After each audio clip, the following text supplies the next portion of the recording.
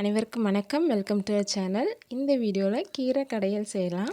கீரை கடையல் செய்கிறதுக்கு ஒரு கட்டு அரைக்கீரை வாங்கி அதை நல்லா க்ளீன் பண்ணி எடுத்து வச்சுருக்கேன். இது கூட ஒரு கைப்பிடி அளவு சிறு பருப்பு எடுத்து அதையும் கழுவிட்டு இது கூட சேர்த்துக்கலாம்.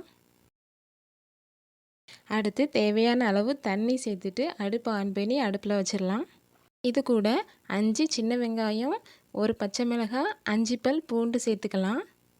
அடுத்து ஒரு சின்ன தக்காளி, ஒரு ஸ்பூன் சின்ன சீரகம் சேர்த்துட்டு நல்லா கிளறி விட்டுக்கலாம். மூடி வைக்க வேண்டாம். தண்ணி நல்லா கொதித்து கீரை நல்லா வேகட்டும். கீரை நல்லா வெந்துடுச்சு, தண்ணியும் நல்லா வற்றிடுச்சு. இப்போ தேவையான அளவு உப்பு சேர்த்துட்டு மத்து வச்சு நல்லா கடைஞ்சி விட்டுக்கலாம். இப்போ கீரையை ஒரு பவுலுக்கு ட்ரான்ஸ்ஃபர் பண்ணிவிட்டு கடுகு, சின்ன வெங்காயம், காஞ்ச மிளகாய் சேர்த்து இப்போ தாளித்து விட்டுக்கலாம். இப்போ நம்மளோட கீரை கடையல் ரெடி ஆகிடுச்சு.